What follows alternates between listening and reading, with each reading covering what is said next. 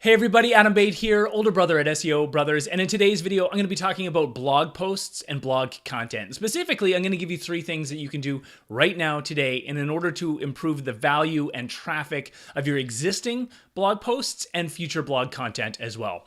Now, we've all heard the argument for, publishing a blog. We've heard the argument of having high quality, consistent, blog content being published to our website and what that can do for organic visibility. We also understand that it can take a lot of work and that it can seem like an uphill battle when you're not sure if it's making an impact for your business. So hopefully these 3 things will give you a little bit more confidence as you move forward with your content marketing strategy.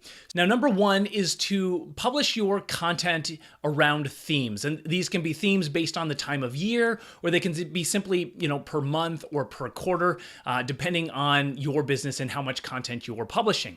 Now, there's a couple of reasons I really like this. Number 1 is that it helps you organize your ideas so that you're actually more likely to publish the content when you can sit down and think out 4 or 5 pieces of content or 6 or 7 pieces of content, and then plan those out and create that content around a single theme.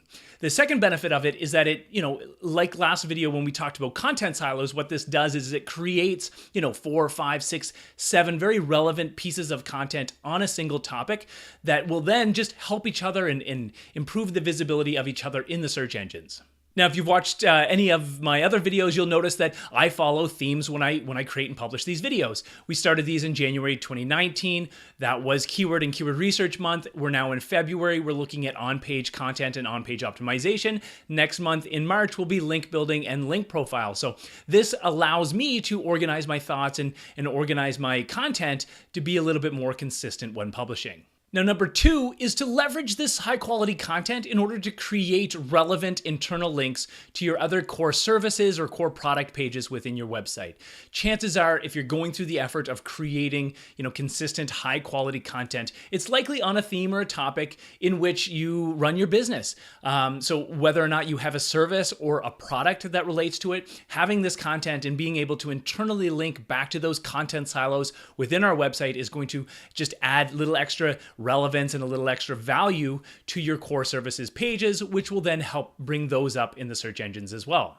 Now, number 3, the third thing I wanted to touch on today can be a little bit more difficult to follow through with, but that is to prune your blog content. Now, very similar to how you would prune a plant in order to keep it healthy and thriving, the same can be said for your blog and your content marketing efforts as well. Now, it's important to understand that when we're consistently publishing content, we're obviously not going to hit a home run every time. You're not going to create the next viral post that everyone likes and share on every consistent blog post that you write, and that's okay.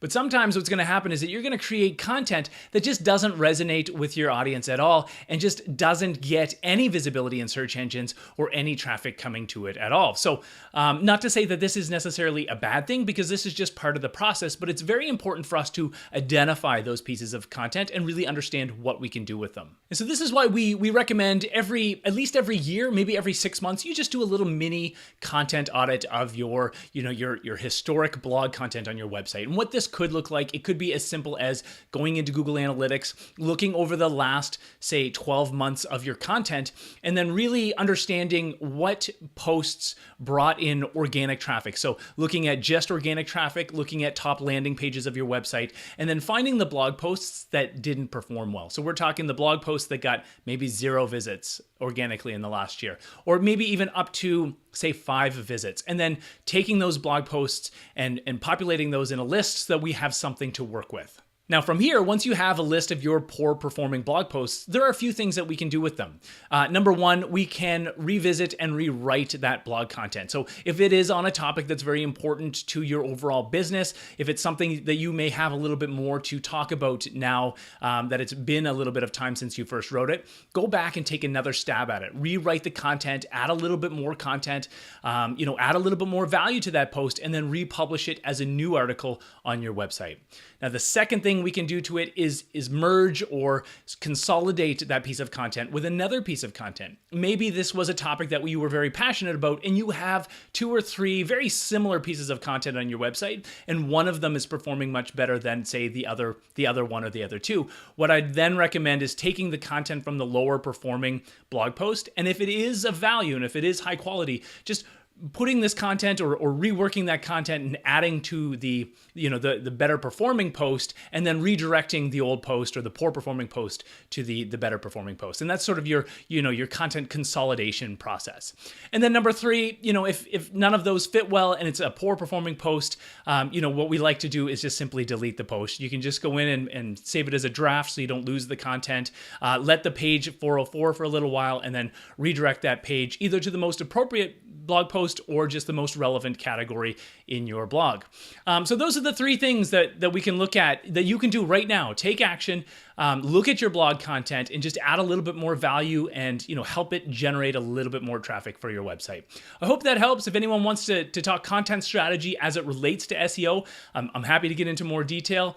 And if not, take care. Hope everyone's having a great day, and we'll see you next week.